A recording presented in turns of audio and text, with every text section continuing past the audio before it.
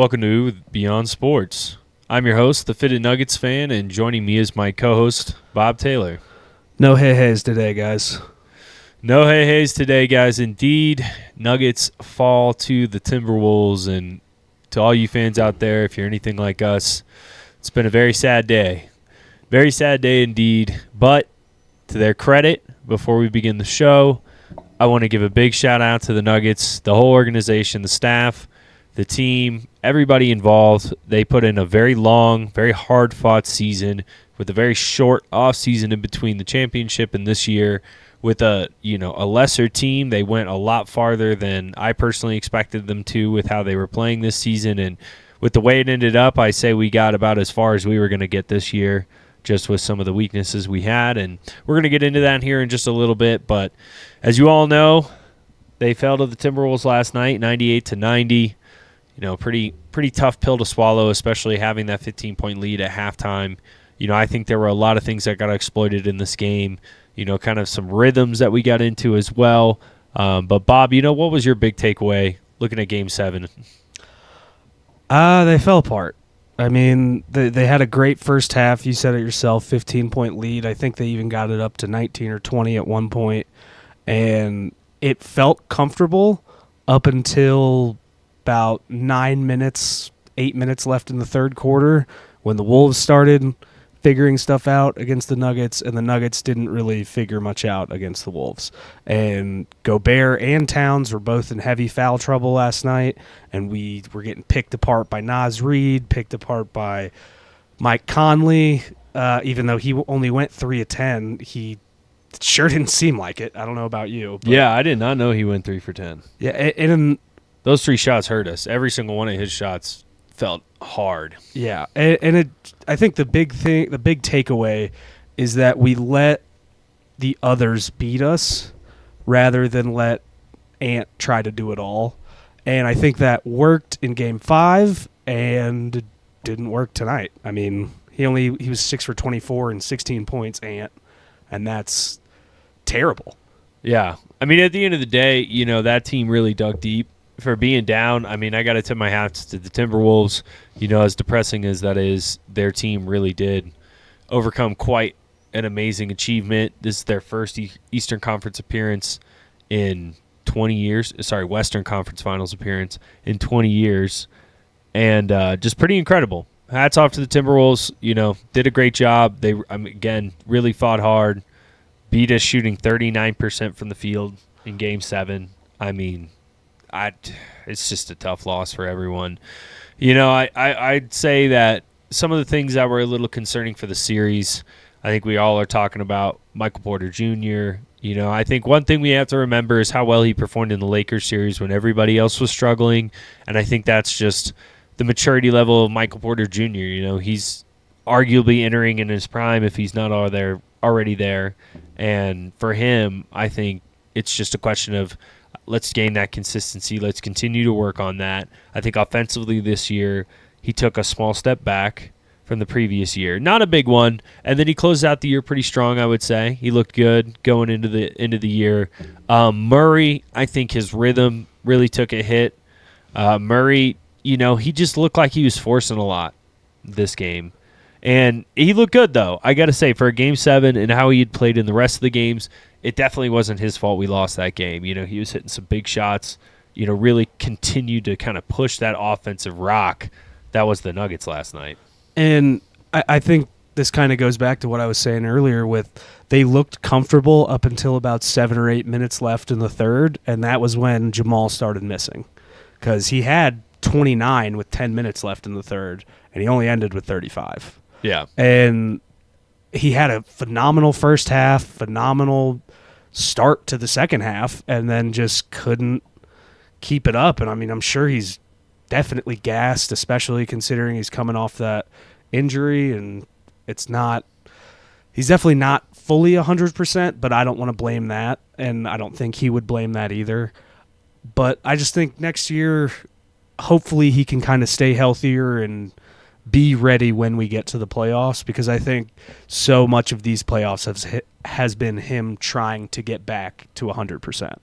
Yes. Yeah, I would agree. And he's trying to shoulder the burden. He's trying to be the Murray he was last year. You know, he looked like he had some aggravated aches and pains going on. And the only other problem is we kind of had to go through him. You know, we couldn't count on AG like we could last year. And AG was a little bit more of a guaranteed 10 points per game where it's like he might get you 20, he might get you 4. And that wasn't the first time that happened. And that happened last night. You know, and KCP, kind of the same story. Same story as last year. And as much as I want to sit here and blame the bench, I mean, the starting unit, the supporting cast just didn't show up. I saw a very interesting stat, actually. The lineup of the starters was one of the worst in the playoffs, which we've never had that happen. It was from Harrison Wind. I'll try to find it really quick.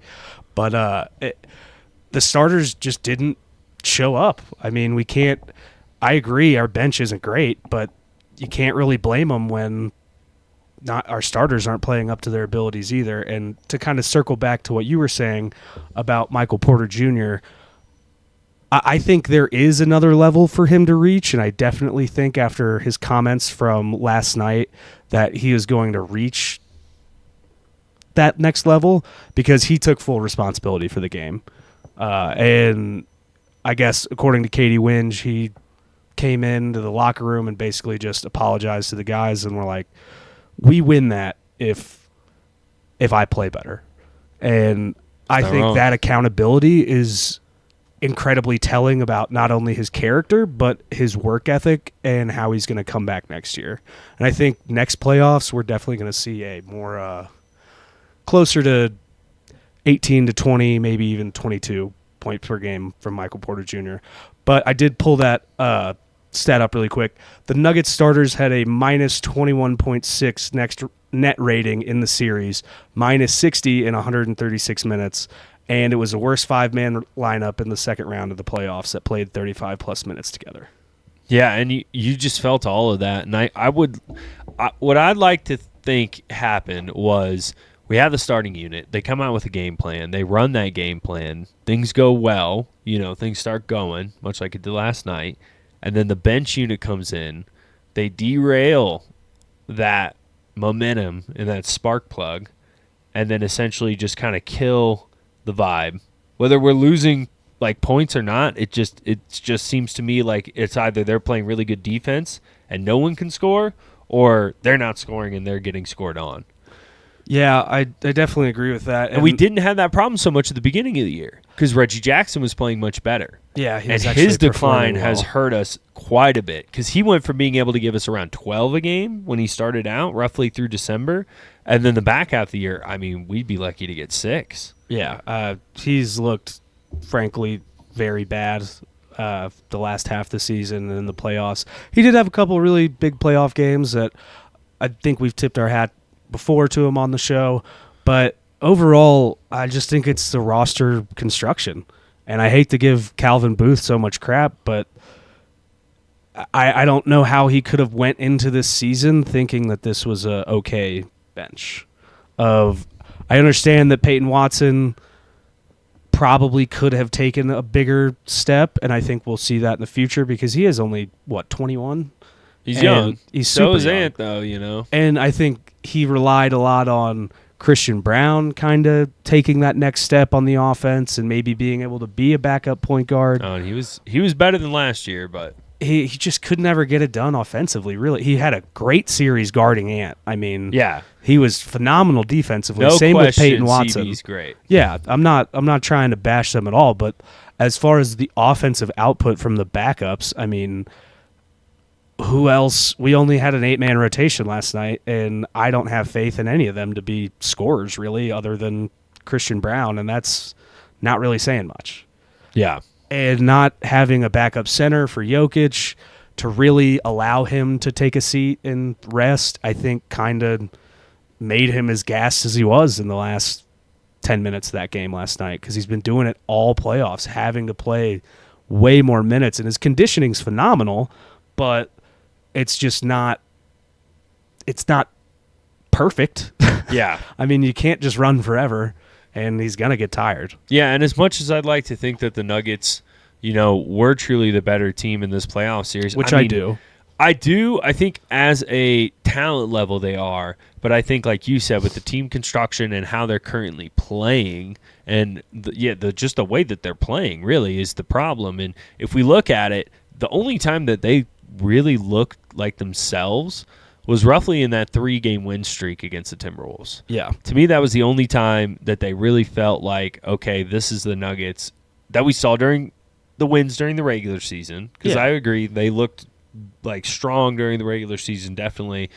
And then this postseason, it's just we just couldn't get it done, and they just couldn't flip the switch. We saw regression from almost everybody. I mean, it was crazy. So I think hit or miss. And it's just the exploitation of the team, right? It's the exploitation of the offense. And I think the biggest problem is, in fact, the offense, because the Nuggets demonstrated that they can play consistent defense. I think that has not been a big issue for them. They have had off games, obviously, here and there, but the defense has always looked solid from them. They have a winnable defense. But the problem has been these offensive dry spells where they just go on these extended periods of just not even being able to pray for a basket.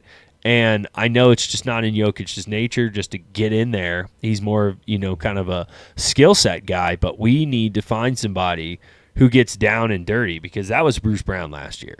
Like Bruce Brown just bowling balled his way to the rim and would just magically make it on somebody like Gobert after shouldering him in the chest. He got a bucket. Yeah, and I think that is the biggest thing that we're missing, is just being able to insert that guy. Because if you guys remember last year, MPJ was struggling in the finals, so much so Bruce Brown closed out that win.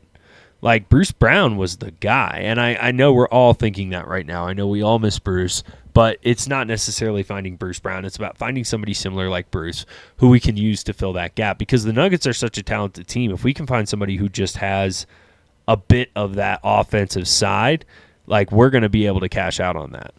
Yeah, and I think that's going to be Calvin Booth's biggest dilemma this offseason, is how is he going to be able to bring back more offense into the bench unit, like just a guy that gets you a bucket when you need it. And he thought it was Reggie, and it's just not. And I'm interested to see if he tries to make a trade for Bruce Brown, but I don't know how that would work. And I think he's going to try to keep KCP, which I think is a great move, but he's going to have to figure something out for that bench. Agreed. This has been Nuggets Now with Beyond Sports. Give us a follow on social media at Beyond Sports 5280. We've got our website coming soon, and that's going to be live at beyondsports5280.com. Be sure to check us out there. We've got some more Beyond Sports coming up after this, an interview with Gorilla Zoe.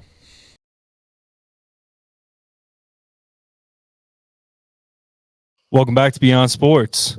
Well, that was an awesome edition of our Nuggets Knowledge, but up now is our special guest spotlight of the week. We have the one, the only, Mr. Gorilla Zoe himself. Thank you so much for coming on the show.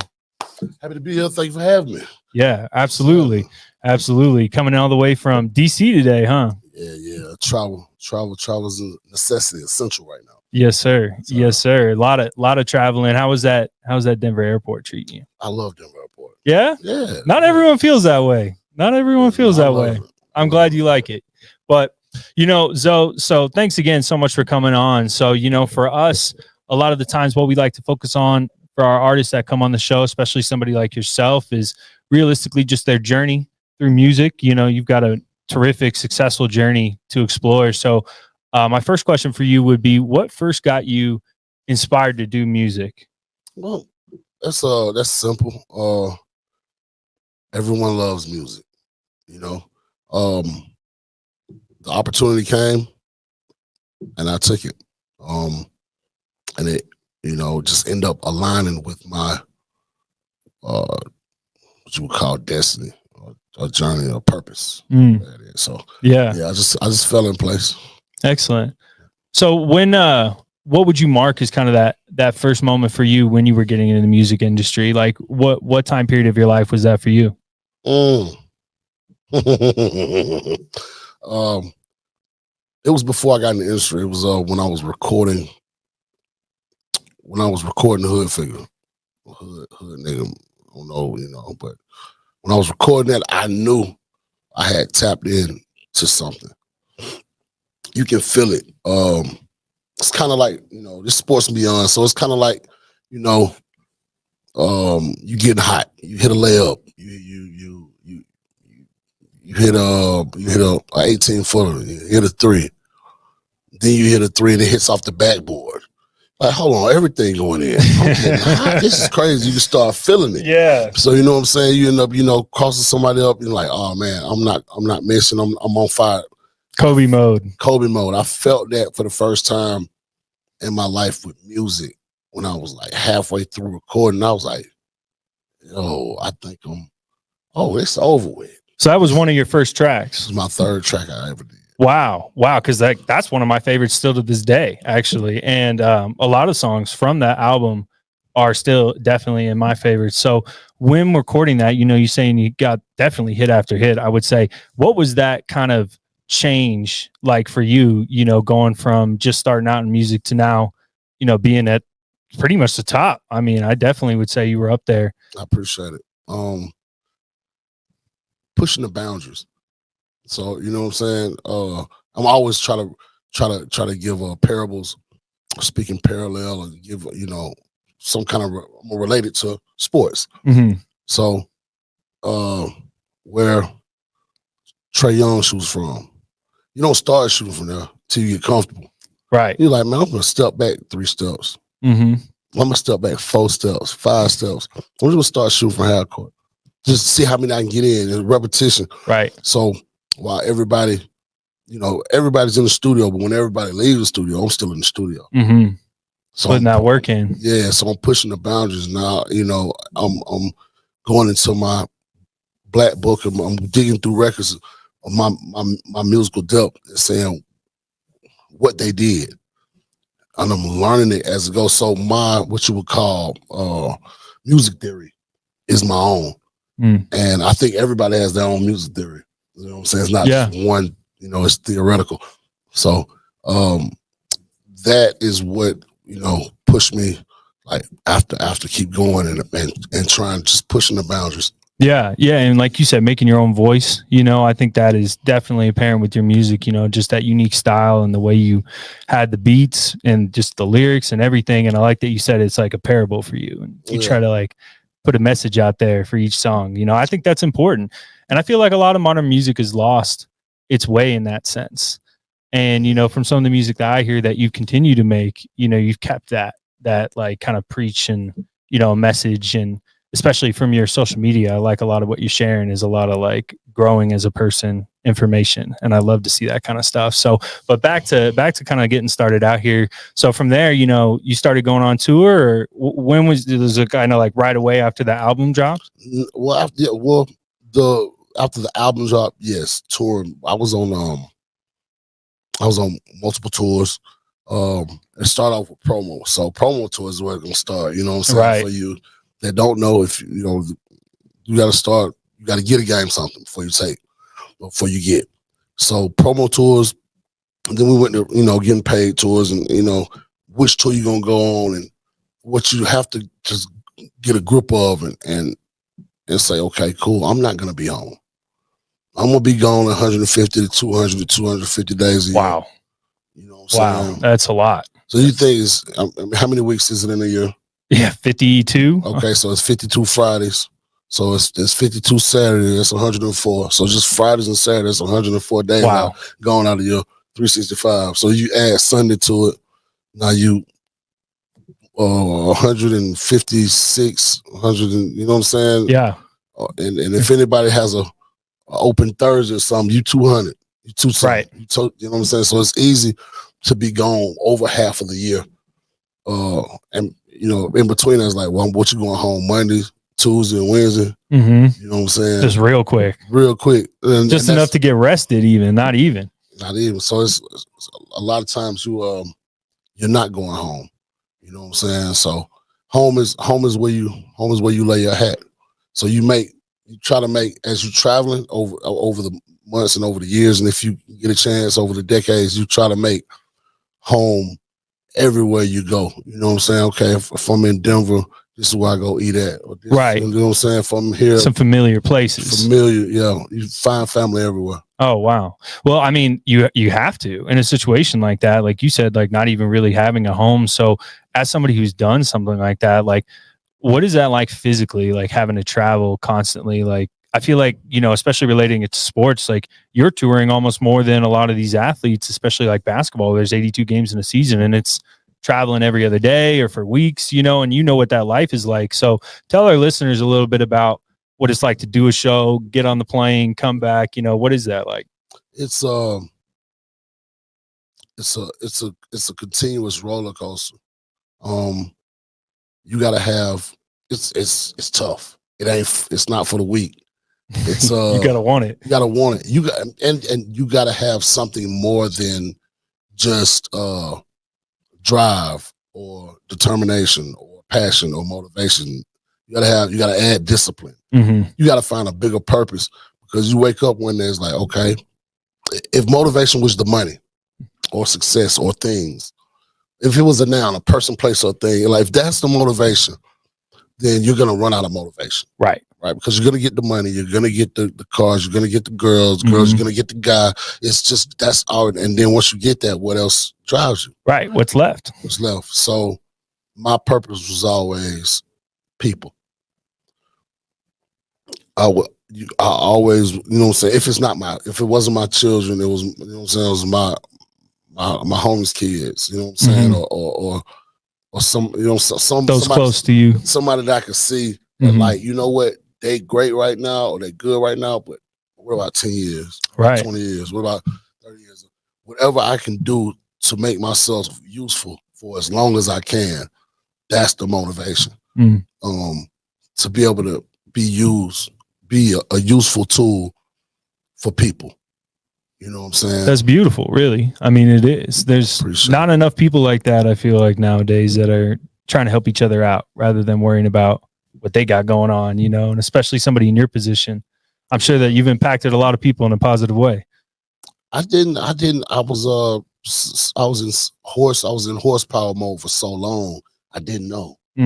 So like my blinders, when you're running, you got your blinders on. It's like you don't have time to look at the scoreboard. Right. You're just going. You don't have time to look at the scoreboard. Like you are going. And I woke up one day and, I got a chance to like slow down, especially during COVID.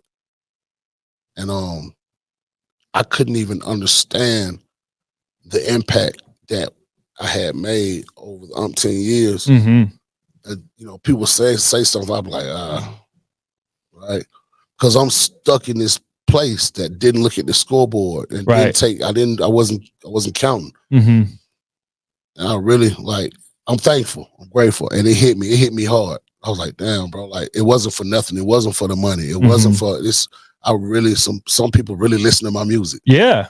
Yeah. No, there's a lot of people who listen to your music. You know what I'm saying? Well, like I'll go through the stats. I'm like, wow, because you didn't have I come from the CD era, the record era, like, you know what I'm saying? Right. We didn't have the Bad Boys. Yeah. We didn't we didn't have the desk, what you call the platform where you can go look at your analytics. Right. It just wasn't out there yet. It wasn't out there yet. So when I went and looked at my analytics, I'm like, damn, dumb. Yeah. Dumb.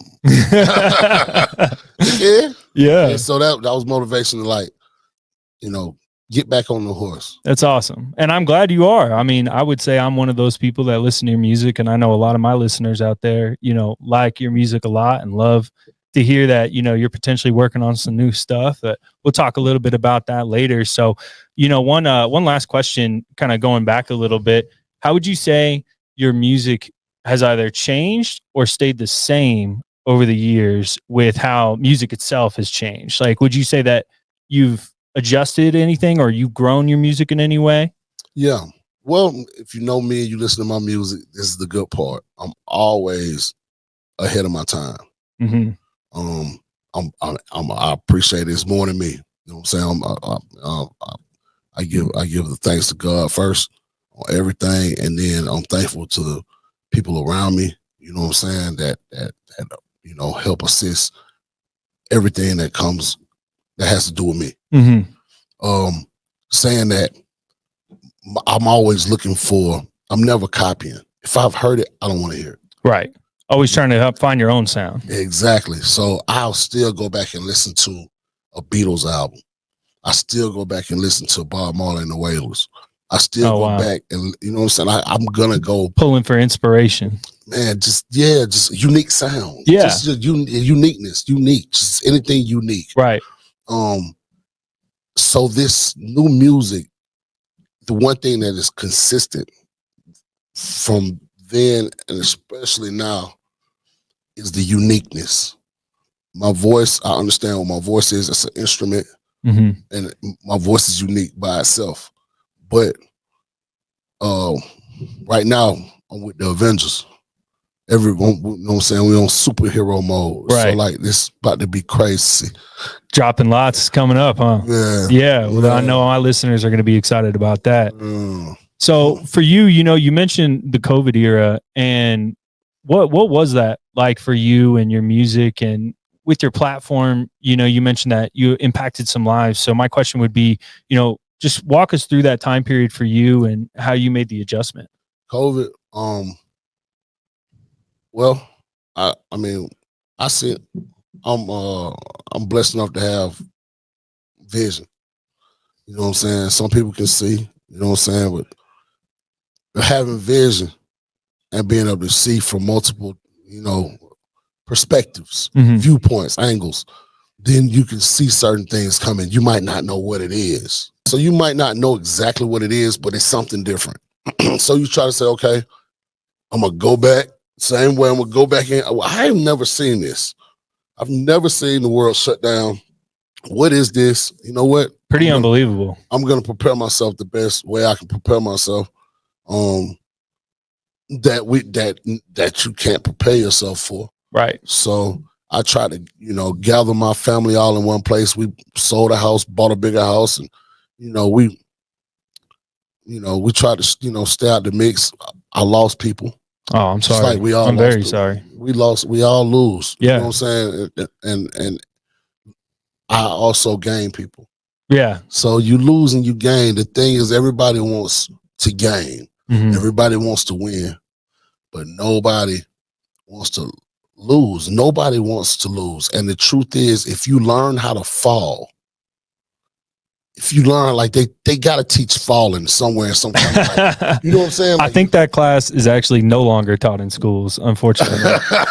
If I'm correct. You know what I'm saying? If you fall correctly, you won't break anything. Right. Like, you're gonna fall. Babies fall all the time, right? Trying to learn how to walk, but they don't break.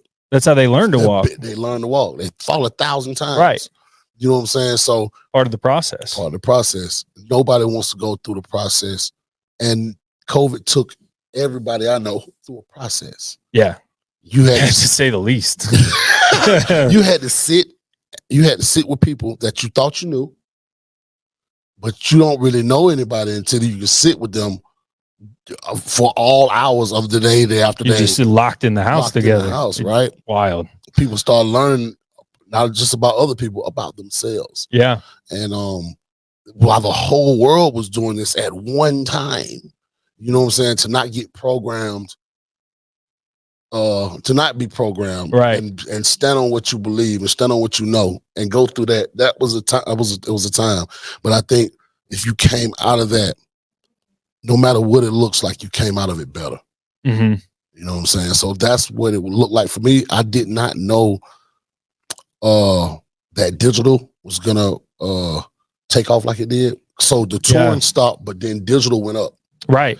So it compensated for the touring side, kind of like, you know, makes sense in a way where you don't have to spend money on flights and gas and clothes. Yeah, you just kind of pivoted. You pivot to the digital side. Right. That's where the podcast. Well, they exploded in 2020. I mean, what I personally saw from that was when we had people who were just forcing themselves not to use technology. They're avoiding learning how to use it. And then 2020 comes and it's like, you got to know how to use it now. Like, doesn't matter how old you are. Or you're stuck in the, right. There's a separation. Can't get help. Like, for a lot of things. There's a thing. Wakens up, cognitive dissonance. Yeah, I've heard of cognitive that. dissonance, right? Mhm. It's like, I don't want to hear it. I'm just gonna be an ostrich and stick my head in the sand, Right. right? Just because you don't like it. Somebody can go pull your head out the sand, and it's gonna hurt. The government Right. did. That was for sure. But then you got some people. You can't help them, Hmm. right? Right. And as a lifeguard, it's certain ways, certain things you got to do to save somebody. You know what I'm saying? Yeah. You can't lose. Put the effort in to get them out of that sand. Yeah. Or Yeah. if you don't do it right, you'll end up drowning with them. Right. So there's some people that are like, you sure you don't want it? Like, I'm begging you, I'll buy you the computer. Right. I'll buy you an iPhone. Hmm. Teach you how to, like, no, I don't want to do it. All right, Stone Age. And if you look at it too, I think a lot of what happened was from that time period, a lot of learning happened communally. And I think that was one of the biggest switches that we continue to see. Like as the generation started to change, we shifted to computers and learning became independent. Now everything's at your fingertips. It's not well, go ask your teacher and your librarian the question.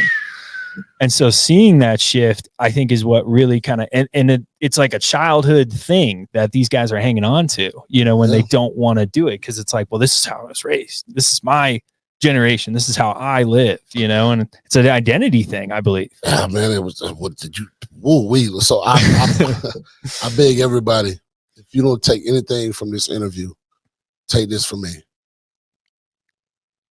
And it's not going to happen overnight. But throw away your beliefs. Throw away what you've been taught. Don't throw it away. Just slide it to the side and give an open mind to the fact that maybe what you believe is what you've been taught, and what you've been taught may be serving a purpose for something that ain't best going to serve you. So a lot of stuff you've been taught might have been wrong purposely to keep you where you at. And I know, it's not an easy thing, but if you take anything from me, be open to new ideas, because that is the only way you are going to be able to move in this new world, new earth, this new realm. You're going to have to be open-minded and have an open heart. You know what I'm saying? And shed the pain, shed everything that, you know what I'm saying, you thought you knew that is wrong. You just throw it away. You can't get no get back. Right. Can't get your lick back. Wow. You got to throw it away. Wow. I mean, that is definitely something to live by. And I hope our listeners do take that to heart, especially if you're out there and you're not in a place that you like or enjoy. That's definitely the time you got to have that conversation with yourself, because everybody deserves to be happy, but you got to be open to that. Woo. I mean, and that's what most of this new music, that's the level it's on right now. I'm not forcing anything, but if you can't say it and they can't hear the speech, sing it. They'll get it eventually. You hear it enough times, you're like, oh, now I see. Yeah. Well, no, that's a very impactful thing there, Zoe, and I appreciate you sharing that. So, 2020, I feel like that was definitely a growth year for the U.S. So, good to see that we're out of that. Mm-hmm. Knock on wood, we're in a better place. For sure. I feel like as a society and a community, and hopefully, we all learned a little bit from that COVID era. Everybody, I don't care what in the Mario game, I don't care what level you on. You're like, I don't care what level you on. You learned something. You'll learn something. It's a beautiful thing too. Yeah. So for you, with that adjustment to COVID, what was it like, kind of things opening back up? Did you end up going back out on tour after the floodgates, so to speak, started opening up? Yes. And what was the reception like for that from a fan perspective? It's been love. It's been love. I don't see how it can slow down and not keep growing, but it's been love. The fans have been very receptive. A lot of people being activated. And I can see that for a lot of different artists, and over not just rap or not just music. Art as a whole is being is being loved on and appreciated. And I love art. I'm a fan of art. So I think we all are. I just want to say, in some way or another, for whatever sure. you love, support it. Yes, sir. Support it. Yeah. I mean, especially, a message is like your local people, the people like these corporations got plenty of money. They know you don't need another pair of Jordans. Why don't you go buy your friend's painting that he's got posted? That's how we can grow our community and continue to support the true artists. We're out there like really putting in the time for this creation that they're making. Somebody within somebody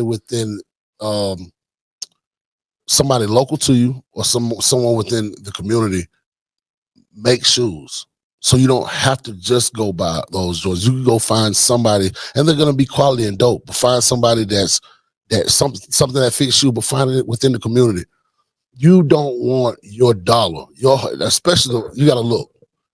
The evil 1%, I'm gonna say this, the evil 1% misuses the workforce.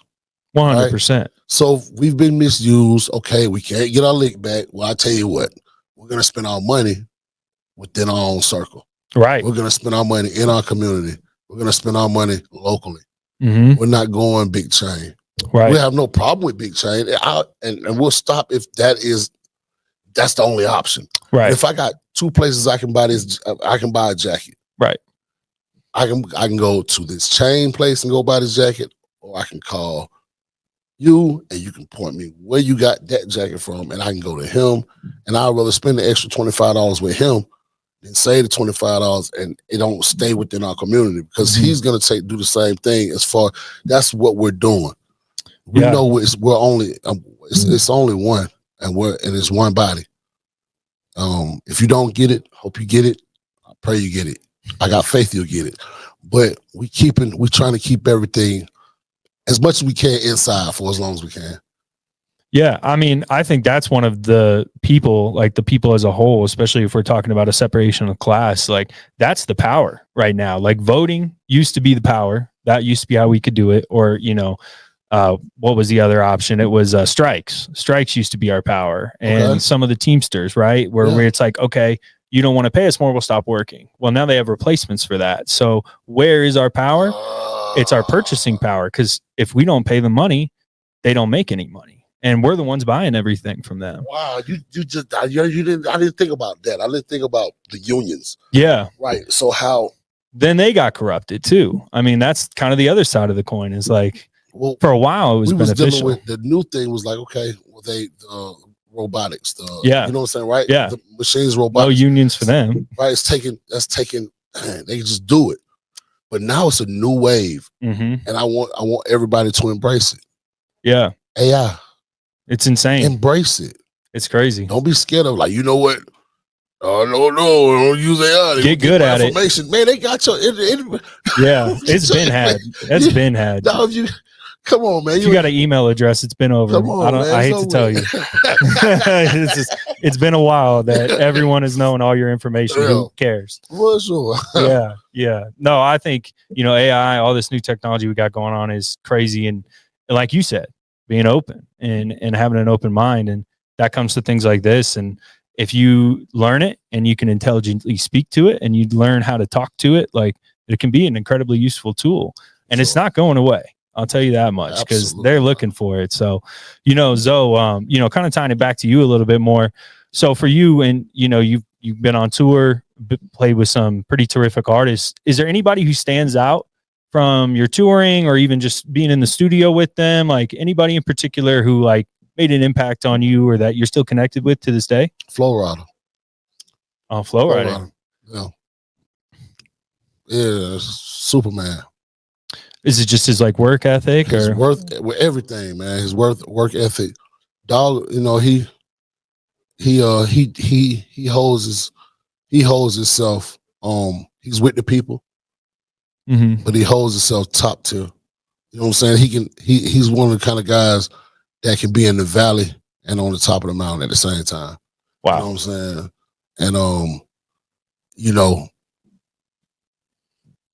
run into those people, the type of people that love you and love everybody, knowing there's like they don't got nothing to gain. Like, absolutely nothing to gain from loving on people. Like, and that's a guy that, if I ever find myself weary or tiring or in a place, I can always go back into my memories, go back, and I can always call him. You know what I'm saying? But Yeah. Flo is one of those guys that he never switch up day after day. 3 hours in the gym. Wow. He gonna take care of the family. He gonna take care of many people. He can take care of. That's every just working. Day. He's just always.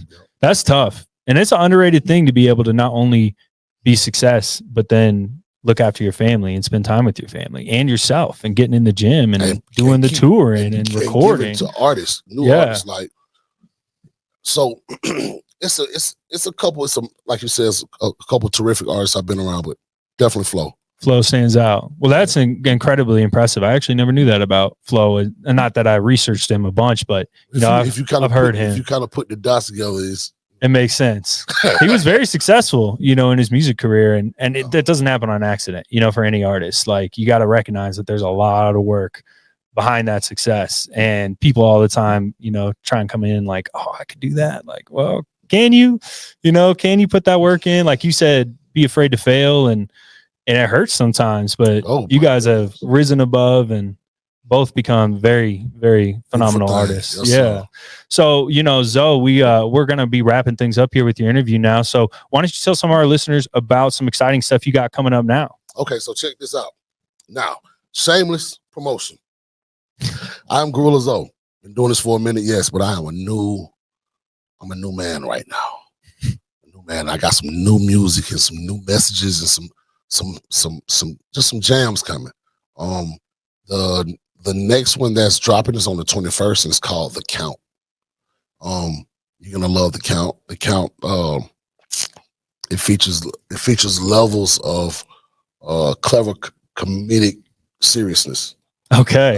And so I love it. You got The Count. Then after The Count, on the 21st that drops, and on the 4th, I think Going Up, which is, I think, is gonna blow them. It's gonna blow some people away. Nothing sounds like it. You've never heard. I never heard nothing. I've searched high and low, near and far, thy and there. I've searched. Nothing sounds like it. But you're gonna enjoy the music, and then once that drops, every 2 weeks, consistently. I already lined up. All the DSPs already have everything. It's already pitched and in the system. Every 2 weeks, a new record is dropping from Gorilla Zoe. Wow. So make sure you tune in, because each one has a jewel to it. Like a little hidden little jewel in it. Something you can take with you that it's a gift. Like a message. For sure. Oh, amazing. In each one. Wow. It's something for you. But I'm doing the best that I can, as we all are. And I pray and hope that everybody continues. Don't stop. Wow. Well, that's incredible, Zoe. I mean, you're talking about putting in work. Clear, you've been putting in work with your music. I know all your fans are excited. All new tracks too, over the last 2.5 years. I have hard drives, terabytes of music, but my manager was like, "Look, we got to go back in." I was like, "Man," I was like, "Well, I got 500." It don't stop, man. It don't stop. We got to go back in. I'm like, "Okay." So we heard him. We got like 60, 65 plus records that we've done over the last 2.5 years that are serious, and you're gonna hear them every 2 weeks. Wow.